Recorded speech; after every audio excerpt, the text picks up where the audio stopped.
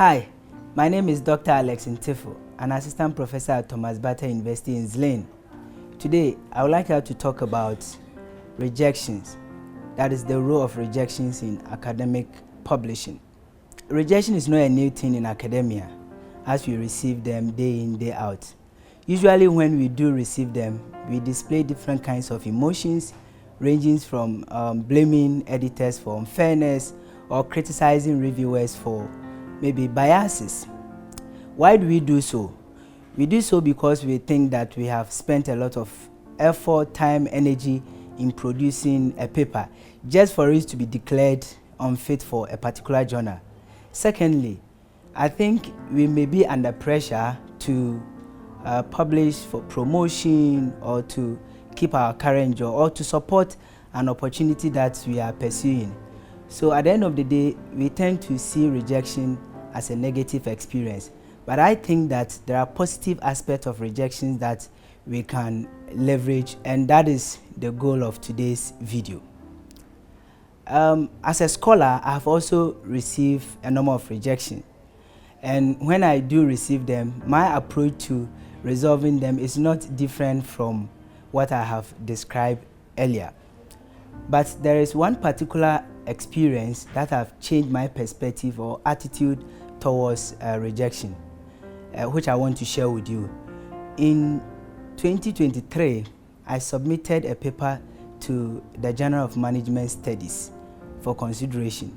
However, within a week, I received a rejection letter from one of the associate editors that my paper has been rejected for a number of reasons. Now, the associate editor further explained that it is better the decision is communicated to me early to improve upon it and maybe submit it to another outlet for consideration. Now, the associate editor also believes that usually review time take a couple of months. So if it is given to me early, it's better for me. In fact, putting everything together, I was not happy. So I slept on it for a couple of days, I think 2 days. And then at the second day, I picked the review comment, looked at it again, reflected on it, and I realized that there were a number of issues in my paper that needed attention. So I started resolving them one by one. However, there was one or two issues in the review comment that could not be resolved immediately. Coincidentally, I was working on a second paper. So what I did was that I checked the comment that I had received from JMS, and I realized that I was repeating almost the same mistake. Now, I used the review comment to improve upon the second paper, and I'm happy to share that that second paper has been published in another journal, which is ranked ABS 3.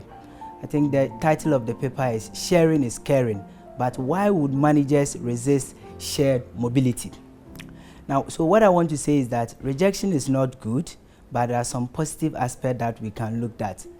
Now, usually when we receive rejection from reviewers, they tend to tell us that maybe our paper lacks novelty, or there's method issue, or there's validation issues. Now, beyond these technical reasons that they give, I think there are some personal issues that we also need to work on.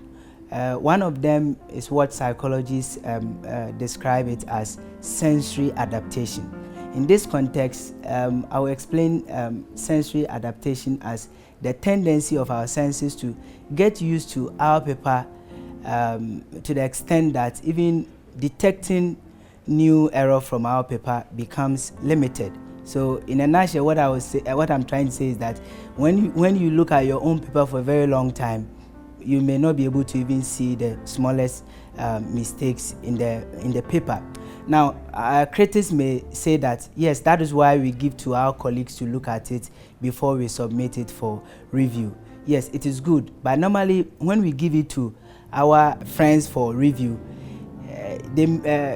sometimes you may be somebody who may not like to receive negative comment. So they also tend to be diplomatic in communicating the feedback to us. So sometimes they would say, oh, your paper is good, just change one or two things. But the same person if he finds himself or herself on a reviewer table, he may even reject the paper.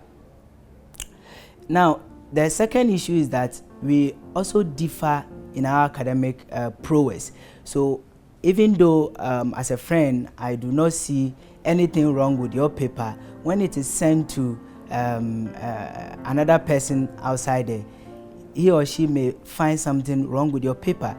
In a nutshell, what I would say is that rejection is not good, but when we receive rejection, we can derive some positive aspect from it. Now, what I would recommend is that whenever you receive rejection, just sleep over it for a day or two. Pick up the comment again, reflect on it, and look at the positive aspects. And I believe when we do so, it can go a long way to improve upon our paper. So thank you so much for the opportunity to share my experience with rejections, and I look forward to hearing from you one day that you have also leveraged the positive aspect of rejection to improve upon your paper. Bye.